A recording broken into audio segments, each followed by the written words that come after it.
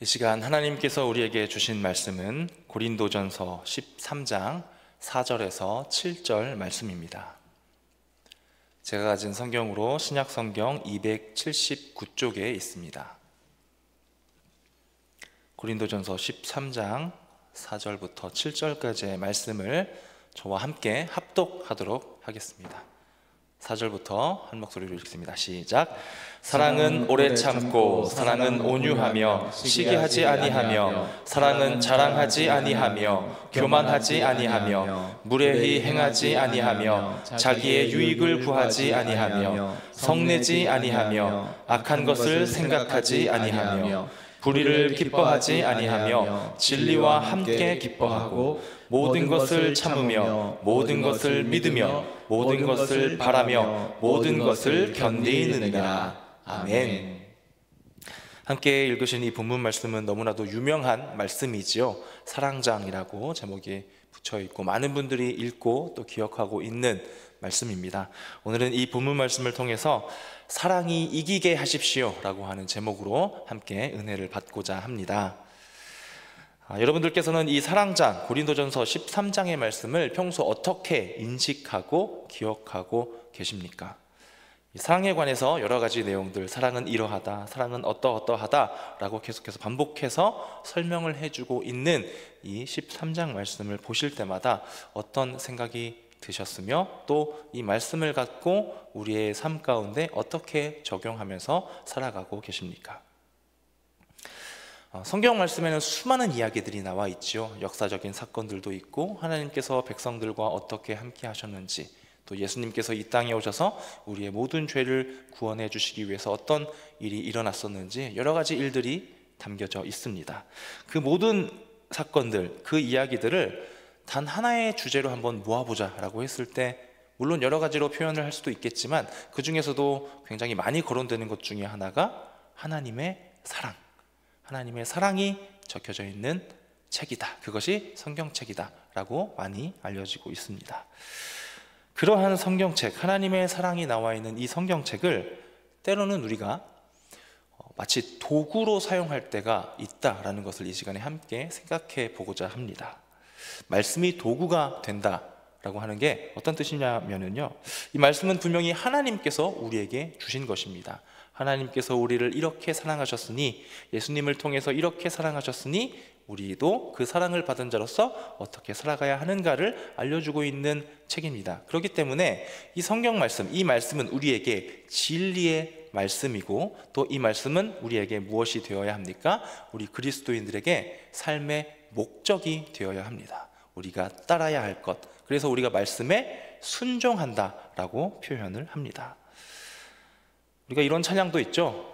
주님보다 앞서지 않고, 그렇죠? 말씀보다, 주님 말씀하시면 내가 말씀보다 앞서지 않겠습니다. 말씀이 나에게 알려주시는 그대로 내가 행하겠습니다. 그렇게 우리는 입술로 또 찬양으로 고백하며 살아간다라는 것입니다. 그런데 우리가 살아가다 보면 때로는 이 하나님의 말씀을, 우리의 삶의 목적으로 삼아야 할 말씀을 때로는 나의 삶의 어떤 도구로 사용할 때가 있다는 것이죠. 어떨 때 우리가 하나님의 말씀을 도구로 사용할 때가 있을까요? 우리가 교회 안에서 사랑의 공동체로, 우리 가자제일교회도 하나님께서 만나게 하신 너무나도 복되고 귀한 소중한 인연들이지요. 이 사랑의 공동체로 함께 신앙생활을 해 나아가고 같이 살아가고 있는데요, 그러한 과정 가운데 한 번쯤은 솔직히 한번 생각을 해봤을 때 그럴 때가 있지 않은가라는 것입니다. 누군가를 바라보면서 저 사람을 판단할 때, 마음속으로 누군가를 지적할 때가 있지 않은가라는 것입니다. 저 사람은 왜 저렇게 할까? 저분은 직분자인데 왜 저렇게 하실까? 어떤 논리로 그런 판단을 하는 겁니까? 하나님 말씀에는 이렇게 살라고 하셨는데, 저분은 직분자이신데, 저분은 교회를 몇십 년을 다니신 분인데 성경 말씀을 잘 하시는 분이 왜 저렇게 행동하시고 왜 저런 말을 하시고 왜 저렇게 일을 저렇게 하실까? 그런 판단, 그런 지적하는 마음들이 우리 안에 생길 때가 있다는 것입니다. 우리가 겉으로 직접적으로 표현하지 않더라도 마음속으로 그런 마음을 먹는 것, 그것 또한 우리가 누군가를 판단하는 것이 되겠지요. 성경에서 말해주는 어떤 거룩한 모습, 또 하나님이 기뻐하시는 모습, 그런 모습들을 보여주어야 하는데, 내가 보는 저분의 모습은, 어떤 집사님, 장로님, 권사님의 모습은 그렇지 않습니다 라고 하는 이 논리를 가지고 누군가를 판단하는 것, 그렇게 우리는 하나님의 말씀인 이 성경을 마치 내가 생각을 결정하고 선택하는 그 도구, 그 척도로 사용해버릴 때가 있다라는 것입니다.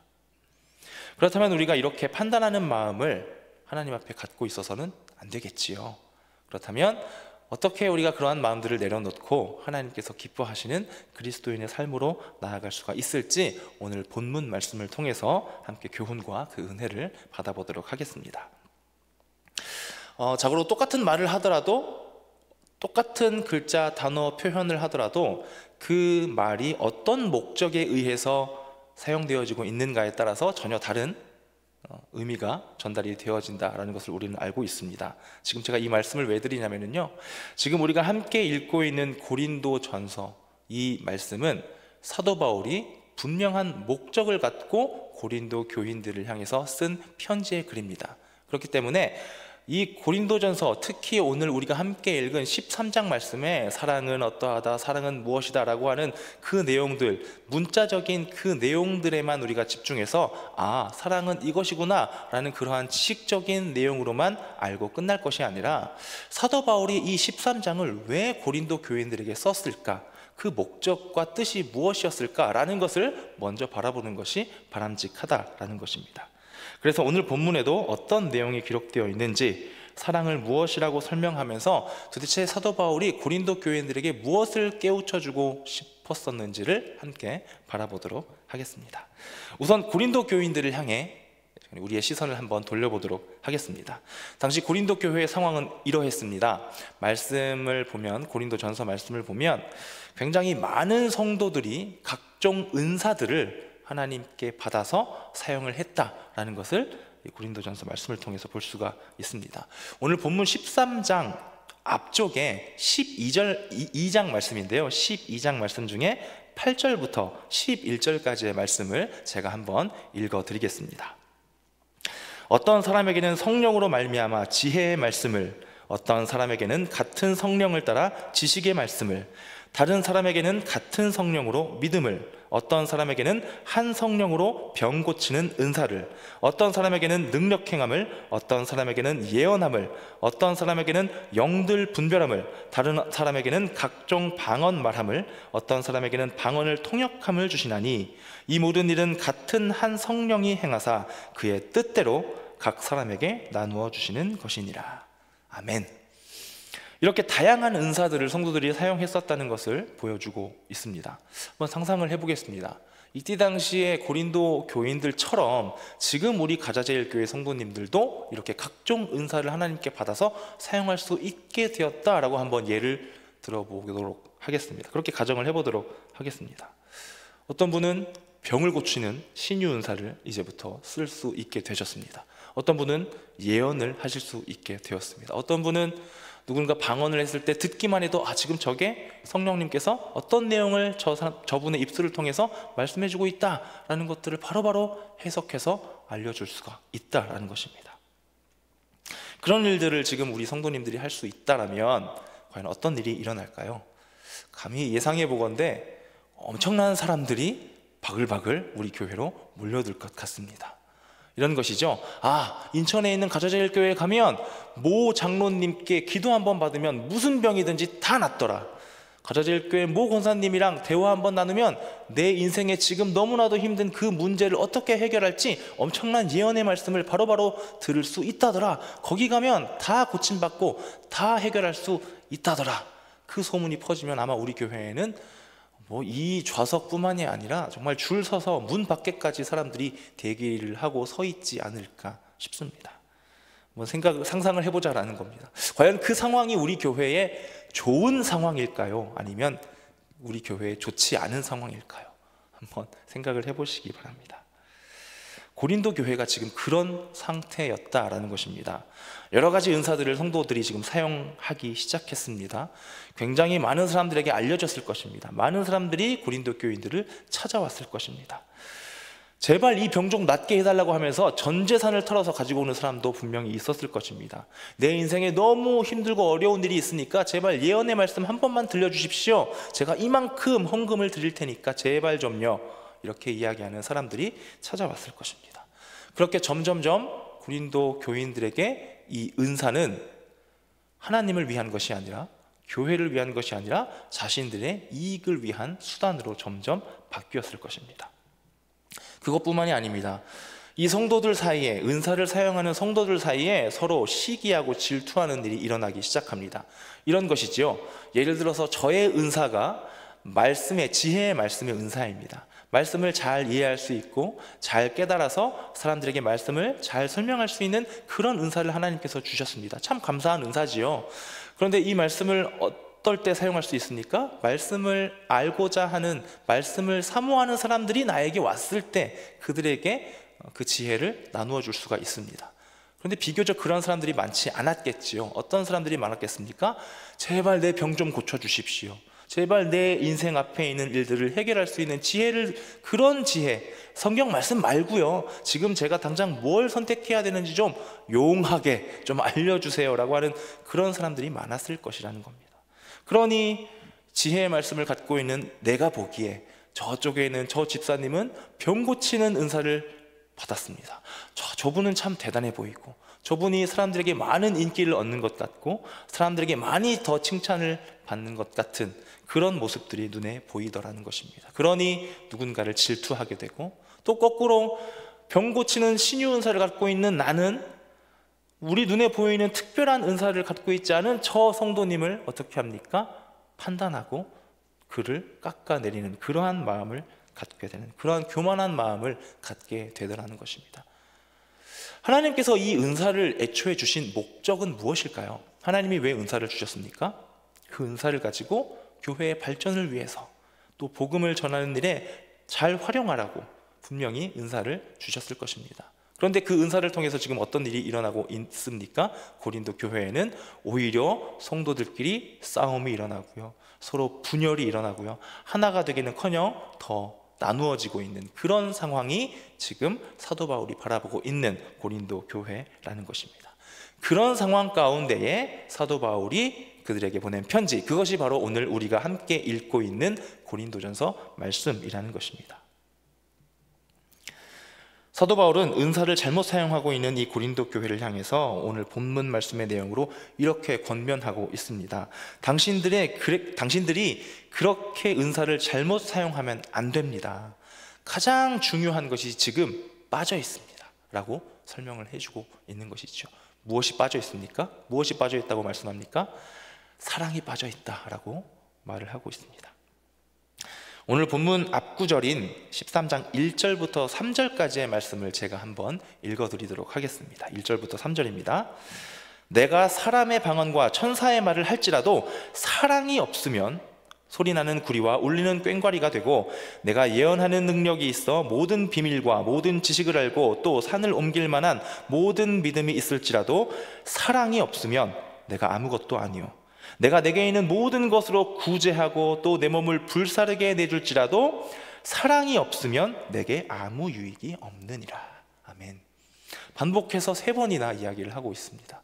사랑이 없으면 당신들이 사용하고 있는 그 은사들은 아무 의미가 없다라는 것입니다.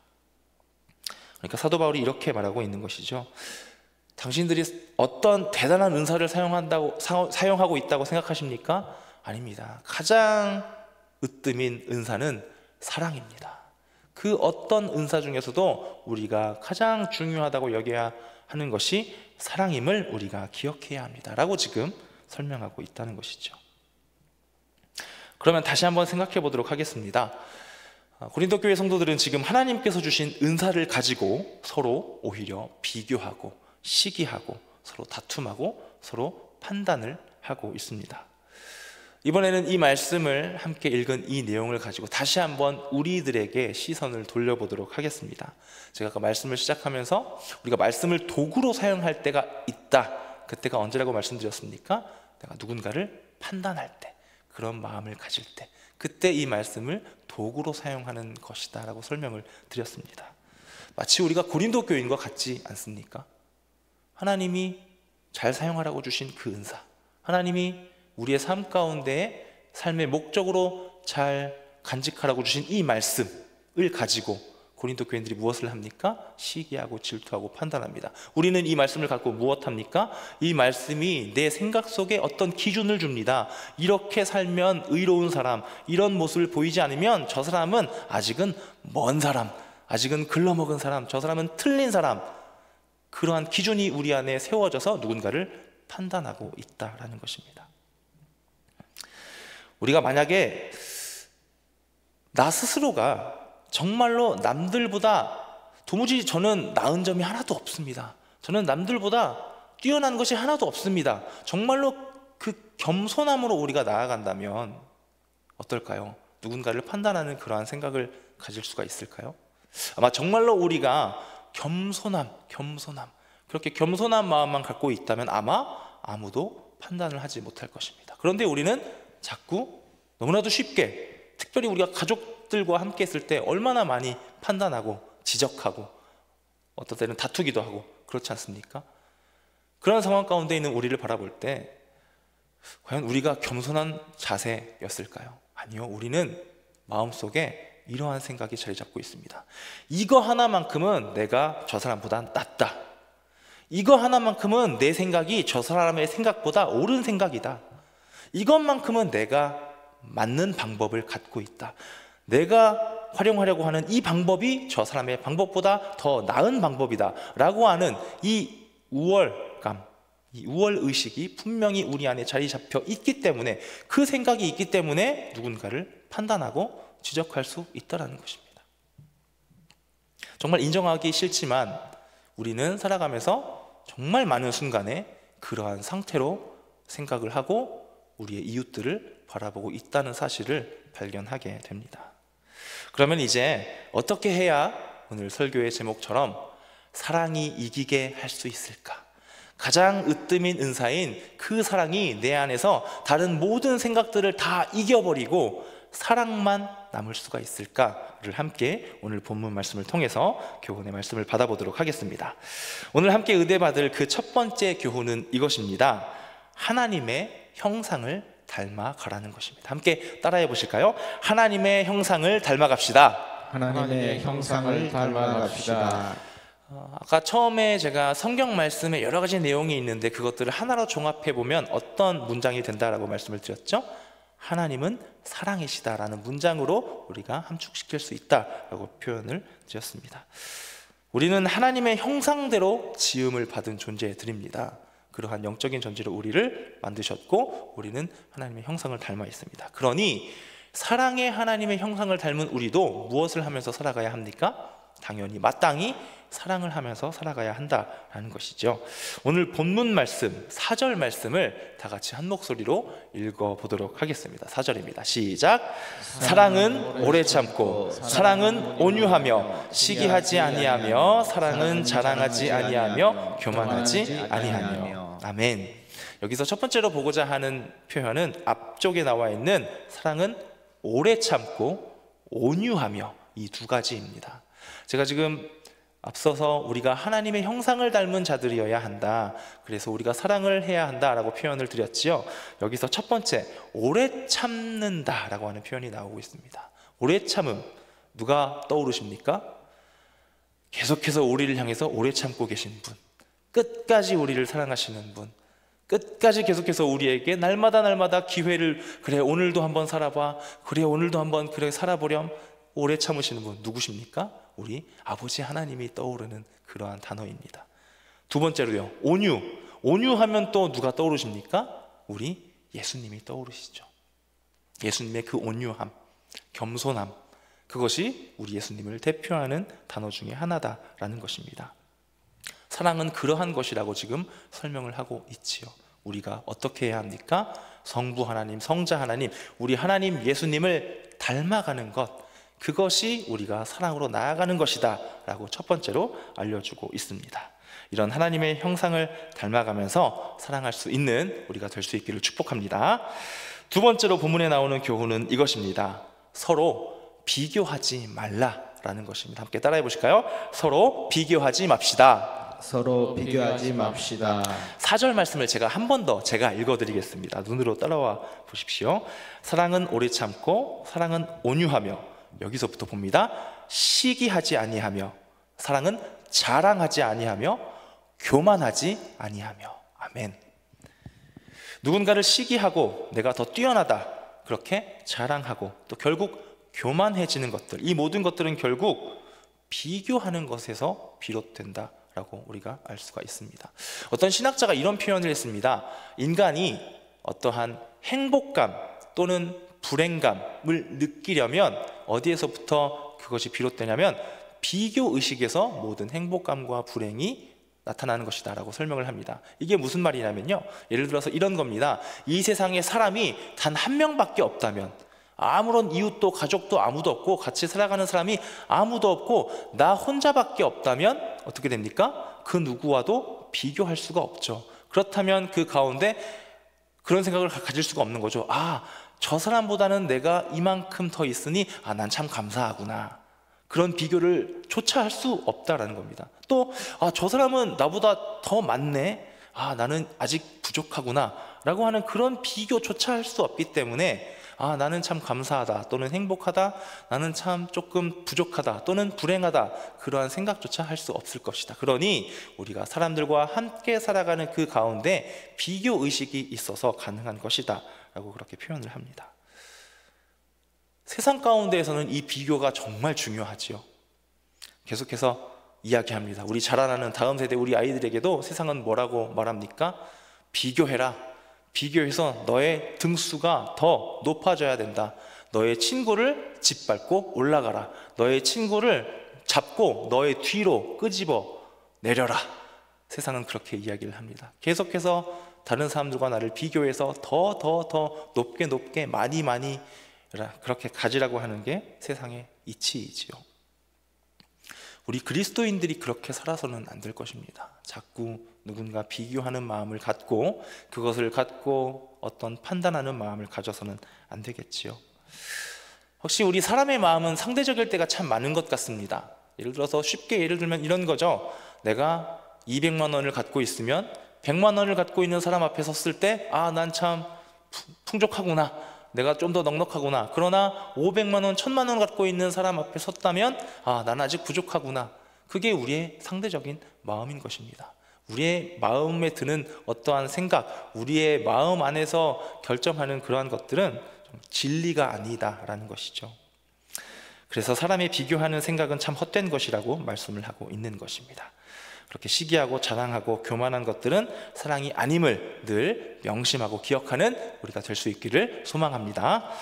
다음으로 세 번째 교훈은 이것입니다. 변화될 사람은 나라는 그 사실을 기억하자라는 것입니다. 함께 따라해 보실까요? 변화될 사람은 나입니다. 변화될 사람은 나입니다. 우리 본문 5절 말씀을 다 같이 한 목소리로 읽어보도록 하겠습니다. 5절입니다. 시작. 무례히 행하지 아니하며 자기의 유익을 구하지 아니하며 성내지 아니하며 악한 것을 생각하지 아니하며. 아멘. 무례히 범하지 않는다라고 나와 있습니다. 우리가 예의를 갖추려면, 무례를 범하지 않으려면 어떻게 해야 합니까?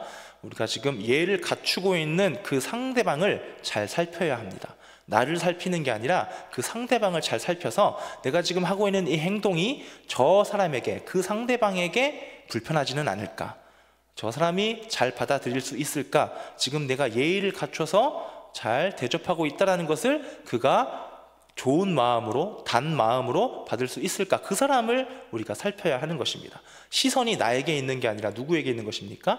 그에게 있는 것입니다. 그러니 거기에 맞춰서 그럼 그 시선을 갖고 있을 때 우리가 실제로 하는 행동은 무엇입니까? 시선은 그에게 있지만 실제로 변화하는 건 누구입니까? 그를 바꾸려는 게 아니라 나를 바꾸려고 합니다. 내가 그에게 맞추려고 한다는 것이죠. 그것이 무례를 범하지 않는 방법입니다. 내가 편한 것보다 상대방이 편한 것은 무엇일까? 내가 어떻게 배려를 해야 상대방이 그 배려를 감사하게 받을 수 있을까? 이렇게 나를 맞추는 것, 그것이 내가 바뀌는 것입니다. 그리고 내 유익을 구하지 말라라고 이제는 정말 더 대놓고 이야기를 하고 있죠. 나의 어떠한 것, 나의 어떠한 더 가질 것들, 그러한 것을 바라보지 말라라고 말씀하고 있습니다. 그리고 또 이어서 성내지 아니한다라고 말씀합니다. 생각해 보겠습니다. 우리가 어떤 상황에 화를 많이 낼까요? 특별히 가족들이랑 있을 때 제일 화를 많이 내시죠? 아마 그러시지 않을까 싶은데요. 어떨 때 화를 많이 내십니까? 내 생각을 더 주장할 때, 내 생각이 맞아요, 내 이야기가 맞습니다, 내 말이 옳습니다, 당신이 틀려요, 그러니까 내 말대로 따라야 합니다 라는 것을 더 주장하고 싶을 때, 그럴 때 더 화를 내고 성을 내시지 않으시는지요?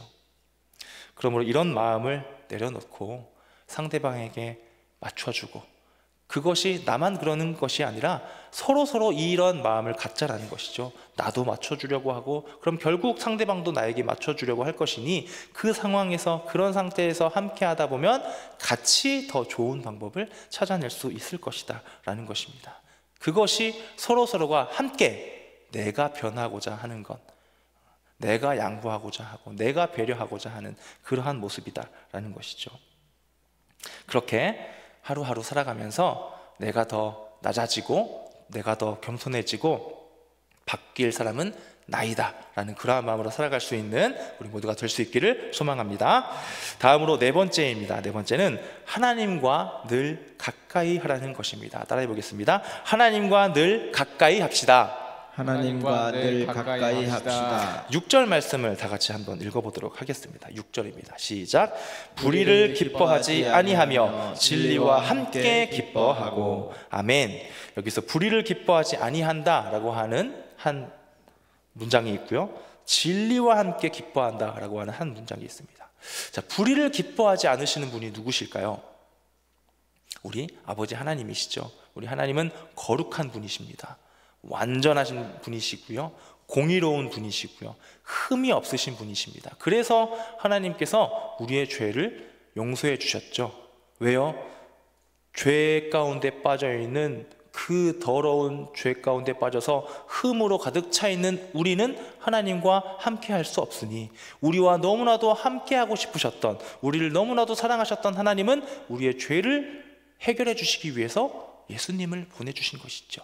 거룩하신 하나님께서 흠 많은 우리와 함께 하시기 위해서요. 그런 불의를 기뻐하지 않으시는 하나님, 그런 하나님과 함께 하라는 것입니다. 그리고 두 번째로 진리라고 나와 있습니다. 이 땅 가운데 진리로 오신 분, 빛으로 오신 분 누구십니까? 우리 예수 그리스도, 우리 예수님입니다. 우리 예수님과 함께 기뻐하라는 것입니다. 우리가 날마다 하나님과 함께하는 방법, 예수님과 함께하는 방법 무엇이 있겠습니까? 날마다 더욱더 예배 생활에 힘쓰는 것, 기도 생활에 힘쓰는 것, 말씀을 보고 말씀을 공부하고 연구하고 하나님 앞에 내가 어떻게 살아갈지를 늘 고민하면서 묵상하면서 하나님께 나의 삶을 아뢰면서 그렇게 살아가는 것, 그렇게 날마다 하나님과 점점 더 가까이 살아가려고 노력하는 것, 그것이 우리가 하나님과 함께하는 것, 그리고 진리와 함께 기뻐하는 삶이 되는 줄로 믿습니다. 그렇게 하나님과 늘 가까이 할 수 있는 저와 여러분들 될 수 있기를 소망합니다. 마지막으로 다섯 번째입니다. 마지막은 내가 죄인이라는 사실을 잊지 말아야 한다는 것입니다. 한번 따라해 보겠습니다. 내가 죄인임을 잊지 맙시다.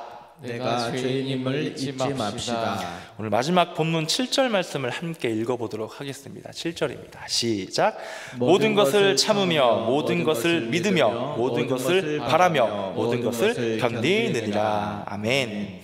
이 모든 것을 참으며라고 해석되어 있는, 번역되어 있는 이 참으며라고 하는 단어는 헬라어 스테게이라고 하는 단어인데요, 이 단어의 원래 뜻은 어떤 것을 덮다, 덮어서 보이지 않게 하다라는 그러한 뜻이 있습니다.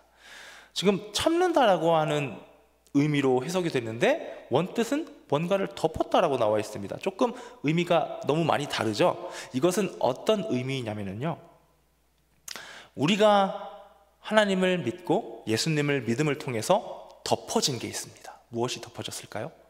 우리의 죄가 덮어졌습니다. 네. 지금 그것을 이야기하고 있는 것입니다. 여기서 모든 것을 참으며, 참는다라고 하는 단어가 나오니까 우리는 이렇게 생각합니다. 내가 내 의지를 가지고 인내하는 겁니다. 두 주먹을 불끈 쥐고 하면서 참아야지, 견뎌내야지, 지금 내 눈에 보이는 저분이 마음에 안 들지만 내가 참아야지, 내 의지를 갖고 이 마음을 내가 내려놔야지, 내 의지로 내가 하려고 한다라는 것이죠. 그렇게 하는 것이 아니라고 지금 말씀하고 있는 것입니다. 어떻게 해요? 우리가 모두 죄를 덮임받은 그 존재라는 사실을 깨달음을 통해서 우리가 참아지는 것, 그것을 말하고 있는 것입니다. 어떻게 해요? 나도 죄인이니, 저분도 죄인이고 나도 죄인이고 똑같은 죄인인데 내가 어떻게 감히 저분을 판단할 수 있겠습니까? 나도 허물이 너무나도 많은 죄인인데, 나도 예수님의 그 십자가 보혈의 은혜로 죄를 모두 덮음받은 그런 존재인데, 제가 감히 저분을, 저 사람을, 지금 당장 내 눈에 보이는 어떠함이 있다고 하더라도 제가 저 사람을, 저분을 판단하고 때로는 정죄하고 지적하는 것이 옳지 않다라는 것을 정말로 진심으로 인정하자라는 것입니다. 그렇게 할 때에 모든 것을 어떻게 합니까? 참을 수 있다. 그것이 사랑이다 라고 말씀하고 있는 것입니다. 그것을 믿으며 바라며 마지막에 그렇게 견딘다 라고 말씀하고 있습니다. 결국 우리는 똑같은 죄인입니다. 예수님의 십자가 보혈 앞에 우리는 모두 똑같은 존재라는 것이죠. 다시 한번 생각해 보는 것은 내가 저 사람보다 더 우월하다, 이것만큼은 내가 저 사람보다 더 낫다 라고 하는 그러한 생각을 가질 수가 없다라는 겁니다. 나도 똑같은 죽어야 마땅했었던 죄인이다 라는 것이죠. 우리는 주님 안에서 하나인 줄로 믿습니다. 비교할 필요가 없는 한 형제요 자매라는 사실을 늘 기억하시기를 축복합니다. 말씀을 정리하겠습니다. 저는 개인적으로 성도님들과 교회에서 정치적인 이야기를 하는 것을 개인적으로 좀 좋아하지 않습니다. 특별한 이유가 있는데요, 정치적인 이야기를 하다 보면 자연스럽게, 왜냐하면 우리나라는 민주국가이기 때문에 누구나 다 정치적인 색깔을 가질 자유가 있습니다. 정치적인 견해를 가질 자유가 있죠. 그래서 정치 이야기를 하다 보면 자연스럽게 내가 추구하는 이쪽을 칭찬하게 되고요, 그리고 내가 생각하는 바와 다른 그쪽의 세력을 비난하게 됩니다. 그러면 성도님과 함께 이야기를 나누면서 누군가를 비난하고 있는 그러한 대화가 자연스럽게 흘러가는 게 정치 이야기더라는 것입니다. 모든 분들, 목사님들도 그렇고요, 이거는 다 공통적인 것 같습니다. 근데 그것이 잘못됐다라는 게 아니라, 제가 말씀드리고 싶은 것은 우리가 그리스도인들이라면 우리가 교회 공동체로 모여서 나누는 그 대화 가운데 누군가를 비난하는, 누군가를 그렇게 판단하는 그러한 대화가 오고 가는 것이 과연 하나님께서 기뻐하시는 대화의 내용일까, 그런 모습일까를 한번 생각해 보자라는 것입니다. 우리가 정말 그리스도인이라면 어떻게 해야 할까요? 물론 정치적인 자유롭게 견해를 갖고 있는 것은 너무 자연스러운 일이기 때문에, 틀린 일이 아니기, 잘못이 아니기 때문에 가질 수는 있지만, 분명히 내 눈앞에 예를 들어서 어떠한 정치가가 잘못하고 있는 것처럼 보일 수 있습니다. 그랬을 때 그를 판단하고 비난하는 것이 아니라, 우리가 그리스도인이라면 어떻게 해야 하는 것입니까? 비록 내 인간적인 마음에 들지 않을지라도 우리는 무엇을 해야 합니까? 그를 위해서 기도를 해야겠지요. 하나님, 어떤 정치가가 있습니다. 어떤 정당이 있고, 어떤 세력이 있고, 어떤 파가 있고, 어떤 세력들이 있습니다. 저들이 우리나라를 이끌어가고 있습니다. 하나님, 저들을 도와주십시오. 제 마음에는 지금 당장은 조금 들지 않지만 저들을 도와주시고 지혜를 주시고 힘을 주셔서 이 나라를 잘 이끌어갈 수 있고, 이 나라를 잘 섬길 수 있게 저들을 도와주십시오. 오히려 축복하는 기도를 하는 게 우리 그리스도인으로서 더 합당한 삶의 태도이지 않을까 싶다라는 것입니다. 사랑하는 성도 여러분, 우리는 사랑이 부족했었던 이 고린도 교인들과 같지 않기를 소망합니다. 우리는 늘 내 안에 그 어떤 것보다 내가 가지고 있는 어떤 은사, 어떤 능력, 어떠한 뛰어남, 나의 어떤 지혜와 지식과 경험과 여러 가지 것들, 그러한 어떤 것들보다 사랑이 내 안에서 이겨 나올 수 있기를 소망합니다. 사도 바울이 말했던 것처럼 사랑이 가장 중요한 은사이자 달란트라는 그 사실을 늘 기억할 수 있기를 소망합니다. 5가지 방법이었습니다. 첫 번째, 하나님의 형상을 닮아가야 합니다. 두 번째, 비교하지 말아야 합니다. 세 번째, 변화될 사람은 나 자신이라는 그 사실을 기억해야 합니다. 네 번째, 하나님과 늘 가까이 해야 합니다. 다섯 번째, 내가 죄인이라는 사실을 늘 기억할 수 있기를 소망합니다. 이렇게 사랑의 5가지 방법과 특징들을 잘 기억해서 우리가 이론적으로만 기억하는 것이 아니라 정말로 우리의 삶 가운데, 삶의 정말 매 순간순간의 그 태도 가운데에서도 사랑이 이겨서 그 사랑으로 살아가는 우리 모두가 될 수 있기를 주님의 이름으로 축복합니다. 아멘. 이 시간에 다 같이 찬양하시고 기도로 나아갈 텐데요, 이 시간에는 오늘 본문 말씀이 그대로 가사로 녹여져 있는 사랑은 언제나 오래 참고라고 하는 찬양을 함께 하나님께 올리도록 하겠습니다. 말씀을 묵상하시면서 또 생각하시면서 함께 고백하도록 하겠습니다.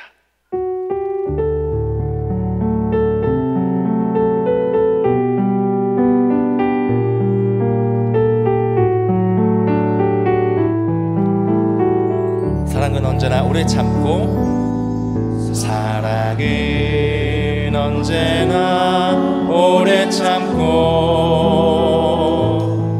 사랑은 언제나 온유하며, 사랑은 시기하지 않으며, 사랑도 교만도 아니하며, 사랑은 무례히 행치 않고, 사랑은 무례히 행치 않고, 자기의 유익을 놓지 않고, 사랑은 성내지 아니하며, 진리와 함께 기뻐하네. 사랑은 모든 것 감싸주고, 사랑은 모든 것 감싸주고, 바라고 믿고 참아내며, 사랑은 영원토록 변함없네. 믿음과 소망과 사랑은 이 세상 끝까지 영원하며, 믿음과 소망과 사랑 중에, 믿음과 소망과 사랑 중에 그 중에 제일은 사랑이라. 그 중에 제일은 사랑이라. 그 중에 제일은 사랑이라.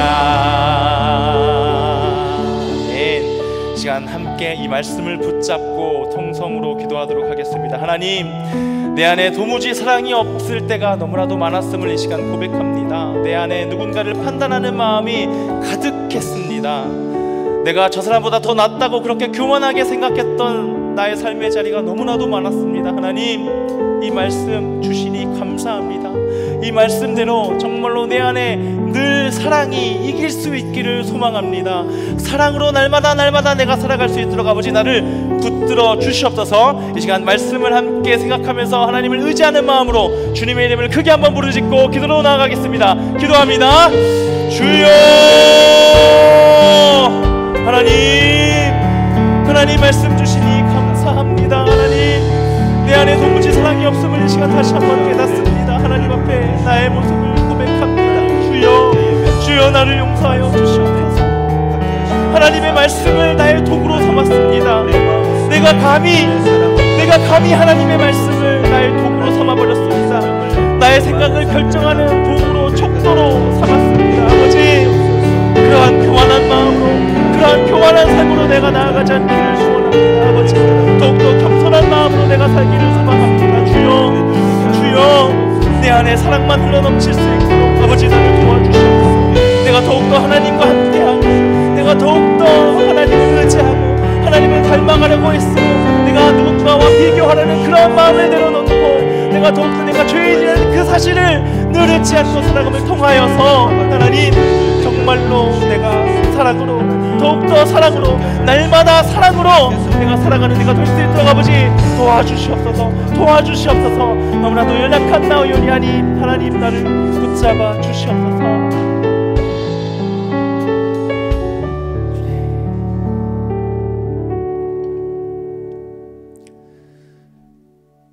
우리를 끝까지 참아주시고 오래 참으시며 날마다 앞으로도 영원히 우리와 함께 하시며 사랑하시는 아버지 하나님, 이 시간 이 말씀을 통하여서 고린도 교회에게 주었던 그 교훈을 받게 하시니 감사합니다.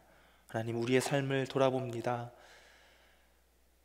나도 똑같은 죄인임에도 불구하고 그렇게 우리의 이웃들을, 가족들을 마음속으로 판단하고 지적하며 살아갔습니다. 그렇게 사랑이 없이 살아갔던 우리의 삶의 모습이었음을 이 시간 하나님 앞에 고백하오니 하나님, 우리를 어루만져 주시옵소서.